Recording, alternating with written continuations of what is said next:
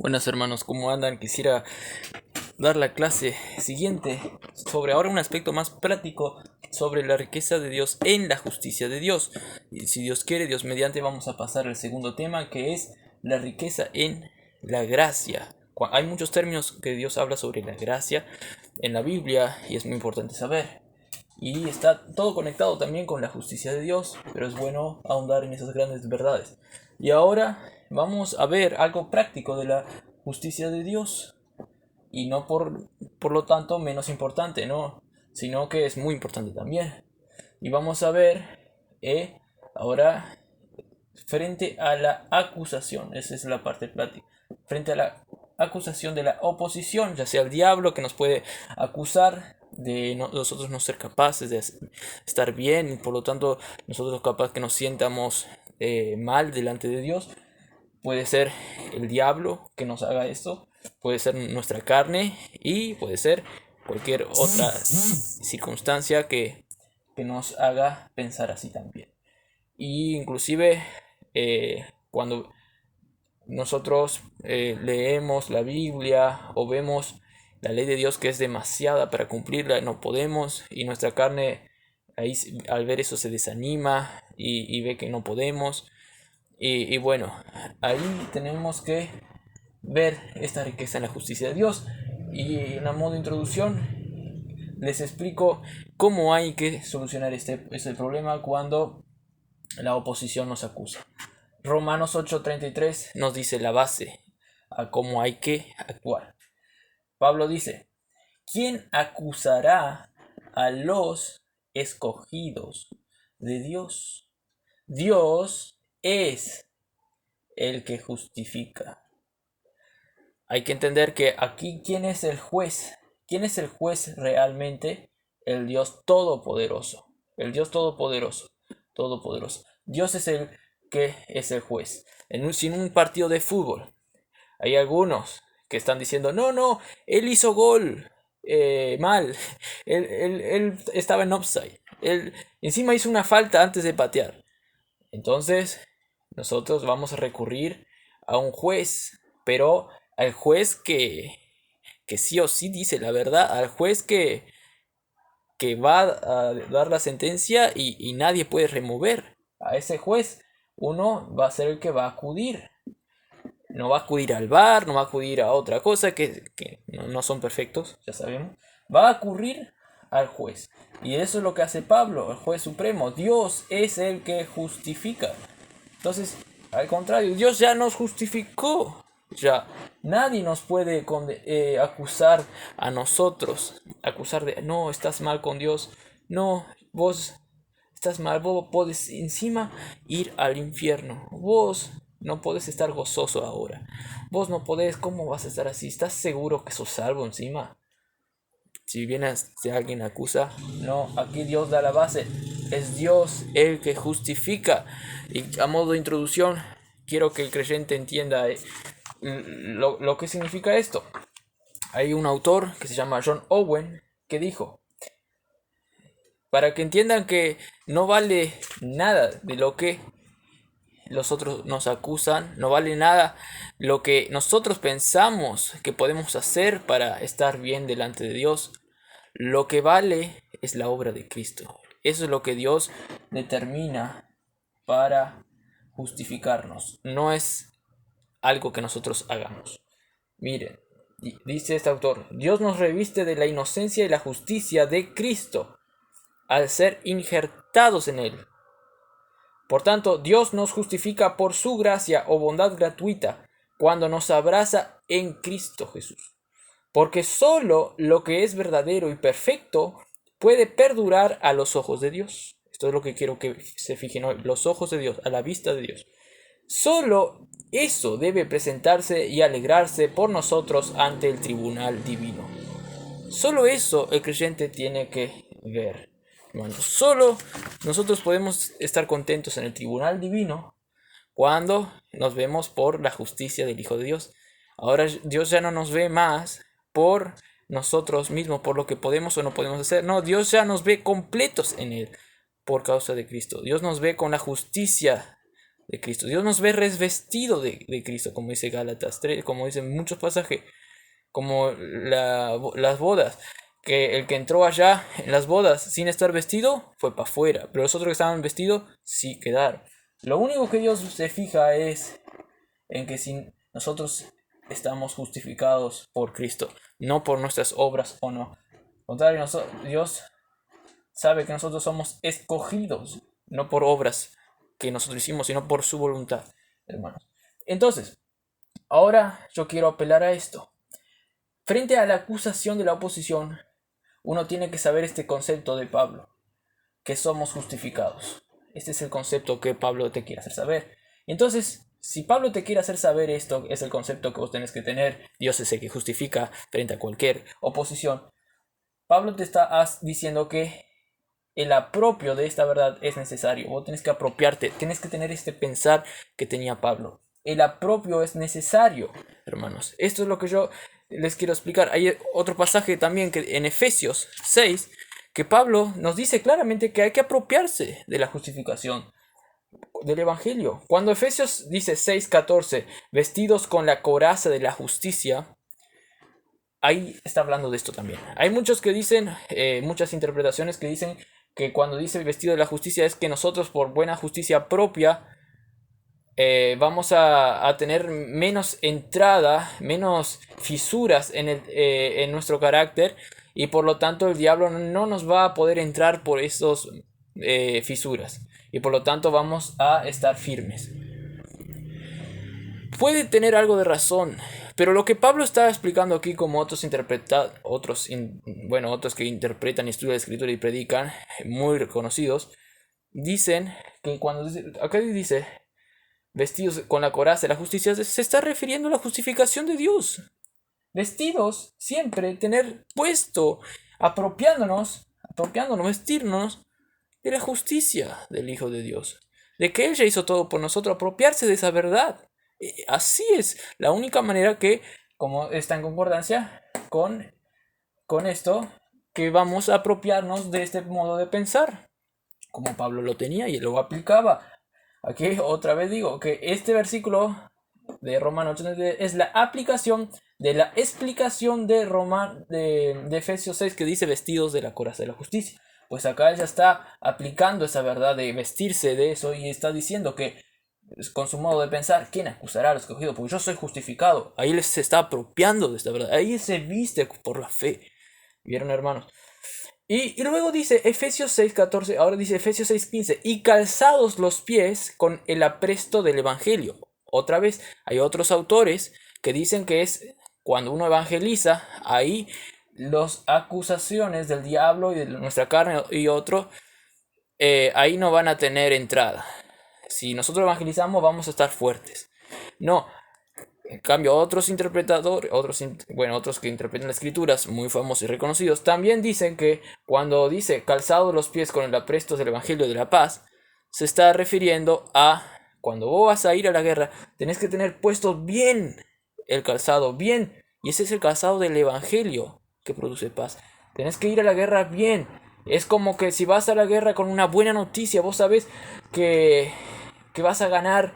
¿Por qué? Porque estás motivado por el evangelio que te produce paz. Siempre expliqué, vieron cuando, no sé, aquí el líder general José Gervasio Ortigas escribió y decía su lema, libertad o muerte. Imagínense que él estaba ahí antes de ir a la guerra con sus soldados, aquí es libertad o muerte. Le llena de euforia a los soldados para ganar, y eso produce paz, pues como que ya te dice que está todo bien contigo, vos podés así luchar. Es como que te da una buena noticia antes para vos decir, vamos arriba, vamos a vencer. Y esto produce el evangelio, y produce paz, produce este correcto pensar. Y esto es porque nos apropiamos de la buena noticia, hermanos. Hay muchos que cuando van a hacer algo, ponen auriculares y escuchan, se motivan. Pero qué mejor motivación que el evangelio, pues es lo único que te puede motivar para vencer a la oposición. Bueno, ese es el evangelio. Todo tiene que estar y terminar en el evangelio. Entonces, ¿cómo se ve en la práctica ahora esto? ¿Cómo? Yo te dije, apropiándose. Pero en la práctica yo le quiero explicar un poco más en el modo de pensar diario de una persona. Le voy a explicar con una ilustración. Vamos a hacer que esta es la línea temporal del creyente.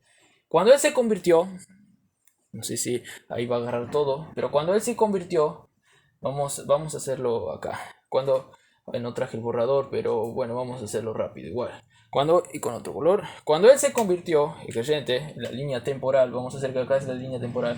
Cuando él se convirtió, él vio un vistazo del evangelio y experimentó la buena noticia, ese ánimo para vivir la vida cristiana con paz. Este es el vistazo. Vamos a hacer que es una placa que corta así la línea. Él experimentó eso. Un gran éxtasis, podríamos decirle que él experimentó. Ahora sí sé que el evangelio es real. Bueno, algunos un poquito más después y se dan cuenta. Pero a medida que el creyente va viviendo, no siempre está con esa euforia. Es el evangelio. Hay momentos que no, hay momentos que uno tiene que dormir, uno no está pensando, a modo de decir, él no está pensando todo, pero está descansando. Hay momentos cuando tiene que hacer otra cosa y no puede estar pensando todo el rato en ese evangelio. Y encima cuando vienen las pruebas, uno tiene que medio casillarse. Entonces vamos a hacer que hay varios vistazos dependiendo del tiempo que uno experimenta la gloriosa verdad del evangelio, hermanos.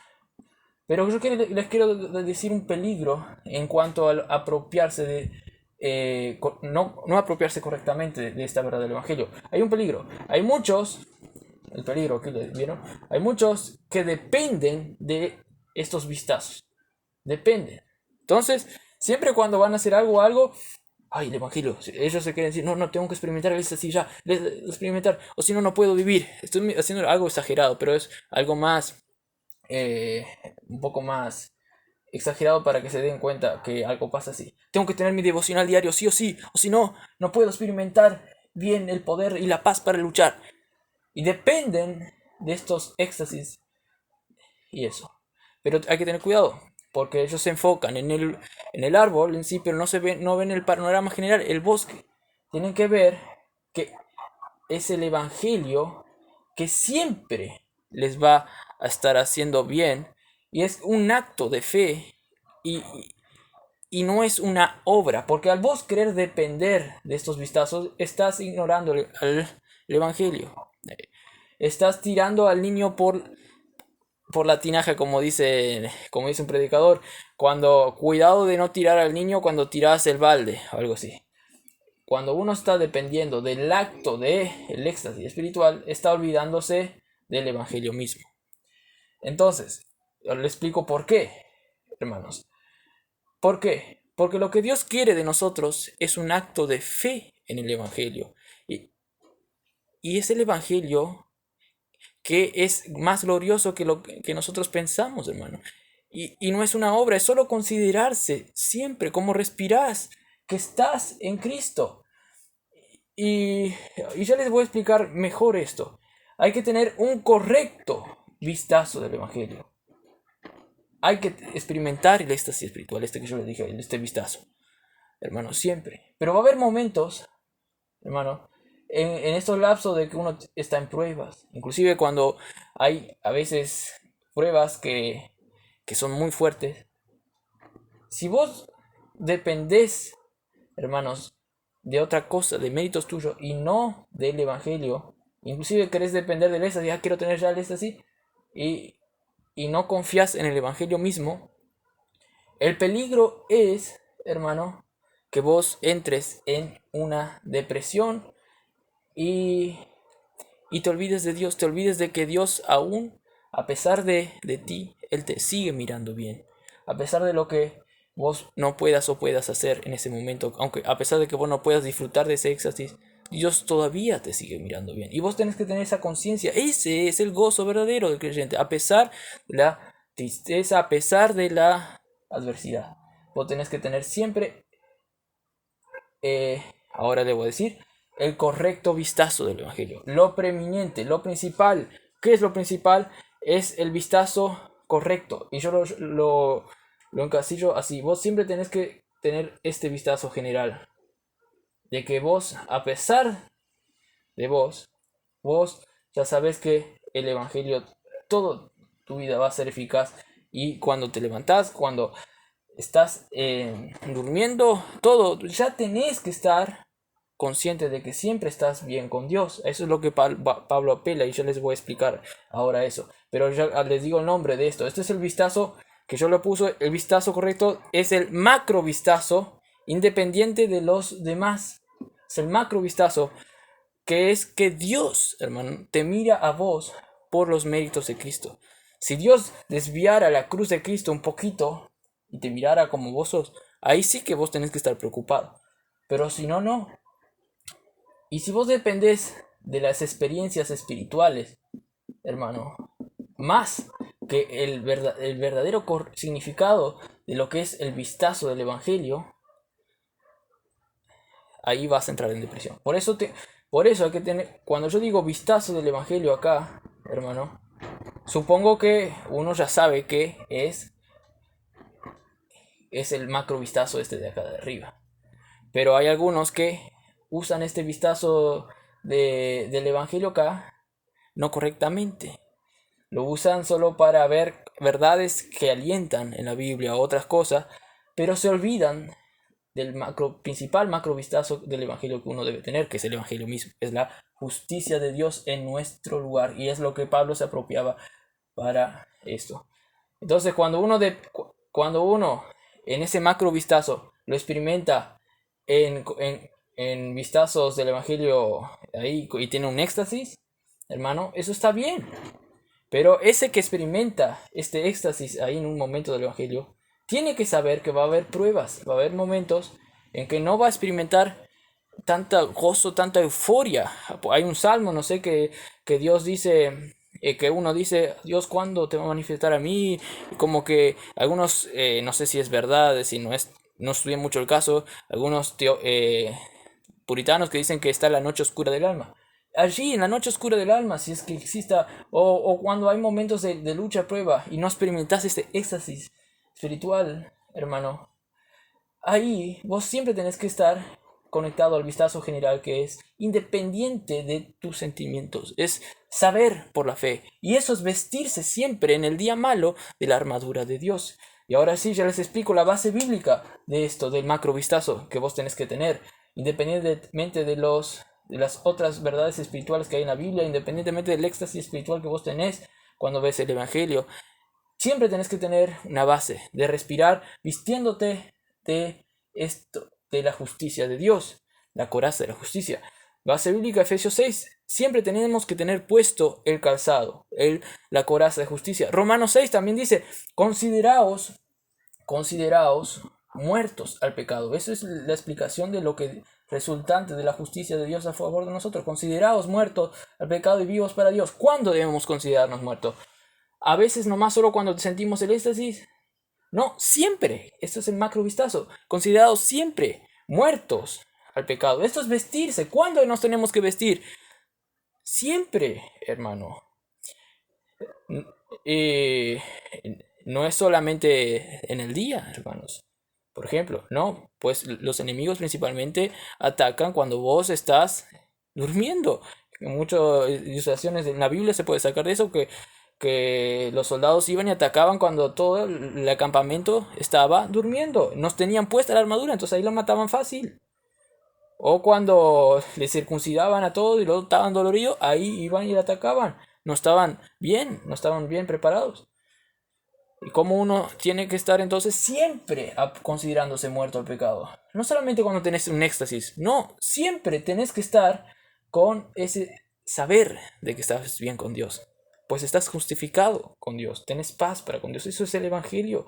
Dios nos ve siempre con este macro vistazo. Y vos tenés que aceptar ese macro vistazo. Y por lo tanto, concordar con Dios y saber que siempre estás bien. Y siempre estás bien. O si no, el diablo te ataca por las obras. Ah, vos no hiciste esto hoy. Vos no evangelizaste hoy. Vos no estás muy bien acá.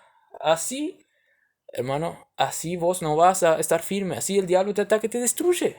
Tienes que estar firme en el macro vistazo. El Evangelio de Dios. Todo parte de allí. Uno tal vez te diga a ti, o a mí me diga, al yo explicar esto. Ah, pero si vos andás en pecado, ¿dónde entra tu macro vistazo?